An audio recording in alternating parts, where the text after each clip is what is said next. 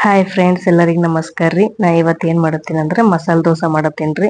ಮಸಾಲೆ ದೋಸೆ ಮಾಡಕ್ಕೆ ನಾನು ಬ್ಯಾಟರನ್ನು ಮೊದಲೇ ರೆಡಿ ಮಾಡ್ಕೊಂಡು ಇಟ್ಕೊಂಡಿದ್ದೀನಿ ರೀ. ಬನ್ನಿ ನೋಡೋಣ ಹೇಗೆ ಮಾಡೋದಂತ ತೋರಿಸ್ತೀನಿ. ಈ ಬ್ಯಾಟರ್ನ ಸ್ವಲ್ಪ ತೆಗೆದಿಡ್ತಾ ಇದ್ದೀನಿ, ಜಾಸ್ತಿ ಆಗುತ್ತೆ ನಮಗೆ. ನಾವು ಇದು 3-4 ದಿನ ಇಡ್ಬೋದು ಫ್ರಿಜ್ಜಲ್ಲಿ.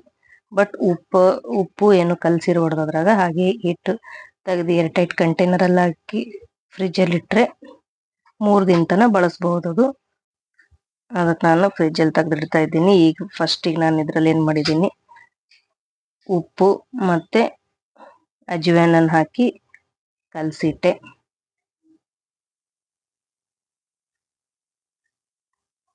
ಹಾಕಿ ಚೆನ್ನಾಗಿ ಒಂದು 10-15 ಸಲ ಒಂದು ಡೈರೆಕ್ಷನಲ್ಲಿ ಆ ಹಿಟ್ಟನ್ನು ಚೆನ್ನಾಗಿ ತಿರುಗಿಸಿ ಒಂದು ಸ್ವಲ್ಪ ಸಕ್ಕರೆನೂ ಹಾಕಿದ್ದೀನಿ.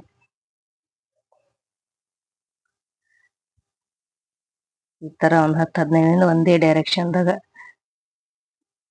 ತಿರುಗಿಸಿ ಸೈಡಿಗಿಡಿ. ಈಗ ನಾನು ಆಲೂ ಪಲ್ಯನ ಮಾಡ್ತೀನಿ.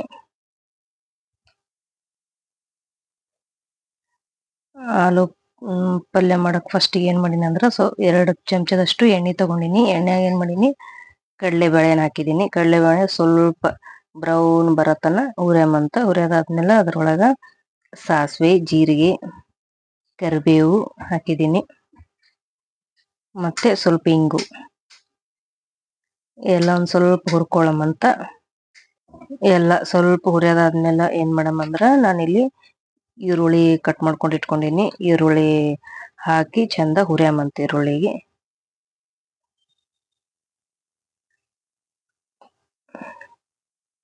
ಈರುಳ್ಳಿ ಸ್ವಲ್ಪ ಬೆಳ್ಳುಳ್ಳಿ ಶುಂಠಿ ಪೇಸ್ಟ್ ಹಾಕಿನಿ. ಹಾಕಿ ಒಂದು ಸ್ವಲ್ಪ ಈರುಳ್ಳಿ ಜರ ಬ್ರೌನ್ ಬರತನ ಹುರ್ಕೊಳ್ಳೋಮಂತ ಈರುಳ್ಳಿಗೆ.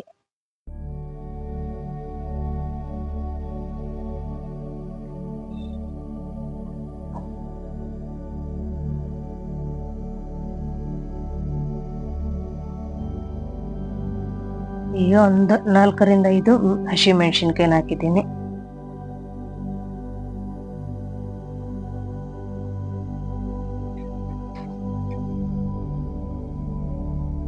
ಈಗ ಮಸಾಲಾನ ಹಾಕೊಳ್ಳೋಮಂತ. ಒಂದು ಅರ್ಧ ಚಮಚ ಗರಂ ಮಸಾಲ ಹಾಕಿನಿ. ಒಂದು ಅರ್ಧ ಚಮಚ ಕೊರಿಯಂಡರ್ ಪೌಡರ್ ಹಾಕಿದ್ದೀನಿ. ಮತ್ತೆ ಇನ್ನೊಂದು ಸ್ವಲ್ಪ ಒಂದು ಅರ್ಧ ಚಮಚದಷ್ಟು ಅರಿಶಿಣವನ್ನು ಹಾಕಿದ್ದೀನಿ. ಸ್ವಲ್ಪ ಉಪ್ಪು ಹಾಕಿದ್ದೀನಿ ನಾನು, ಯಾಕಂದರೆ ಆಲೂ ಕುದಿಸೋ ಒಳಗೆ ಉಪ್ಪು ಹಾಕಿಬಿಟ್ಟಿದ್ದೆ ನಾನು. ಅದಕ್ಕೆ ಈಗ ಸ್ವಲ್ಪ ಉಪ್ಪು ಹಾಕಿದ್ದೀನಿ. ಈಗ ಕುದಿಸ್ಕೊಂಡು ಸಿಪ್ಪೆ ಸುಲಿದಿರುವ ಆಲೂವನ್ನು ಹಾಕ್ತಾ ಇದ್ದೀನಿ.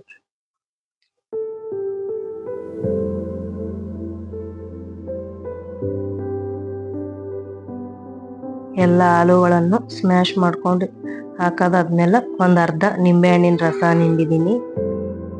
ಮೇಲೆ ಸ್ವಲ್ಪ ಕೊತ್ತಂಬರಿಯನ್ನು ಹಾಕಿದ್ರೆ ಆಲೂ ಪಲ್ಯ ರೆಡಿ ಆಯಿತು.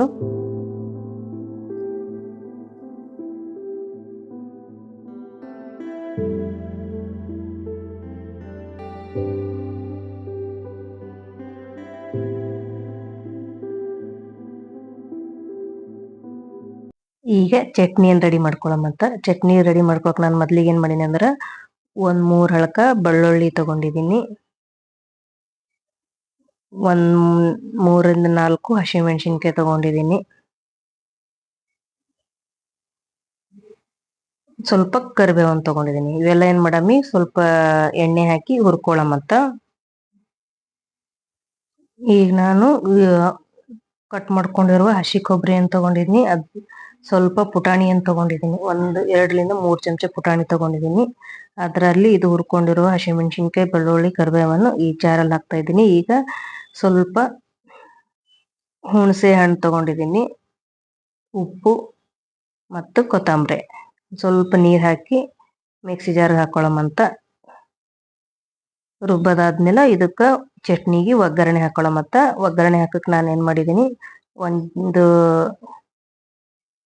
ಚಮಚದಷ್ಟು ಎಣ್ಣೆನ ತೊಗೊಂಡಿದ್ದೀನಿ. ಎಣ್ಣೆಗೆ 1 ಚಮಚದಷ್ಟು ಸಾಸಿವೆ, ಸ್ವಲ್ಪ ಇಂಗು, 2-3 ಒಣ ಮೆಣಸಿನ್ಕಾಯಿ ತೊಗೊಂಡಿದ್ದೀನಿ, ಬ್ಯಾಡಗೆ ಮೆಣಸಿನ್ಕಾಯಿ. ಅದಕ್ಕೆ ಸ್ವಲ್ಪ ಹಿಂಗೆ ಹಾಕಿದ್ರೆ ಒಗ್ಗರಣೆ ರೆಡಿ ಆಯಿತು. ಒಗ್ಗರಣೆನ ಅದರಲ್ಲಿ ಹಾಕೊಳ್ಳೋಂಥ ಚಟ್ನಿಗೆ.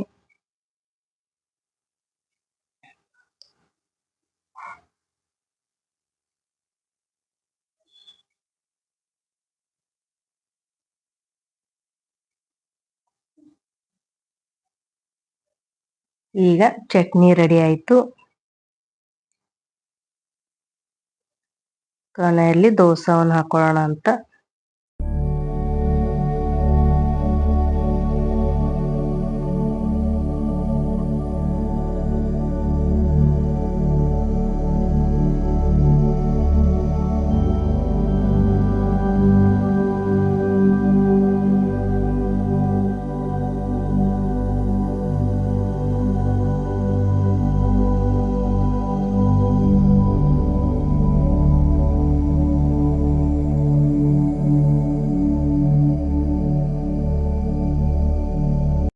ಇಲ್ಲಿ ನಾನು ದೋಸದ ಮೇಲೆ ಹಾಕಕ್ಕೆ ಒಂದು ಅರ್ಧ ಚಮಚದಷ್ಟು ಬೆಣ್ಣೆ ಹಾಕೊಂಡಿದ್ದೀನಿ. ಬೆಣ್ಣೆ ಅಥವಾ ತುಪ್ಪ ಎರಡರದಾಗ ಯಾವ್ದಾದ್ರು ಒಂದು ಹಾಕೋಬಹುದು ನೀವು.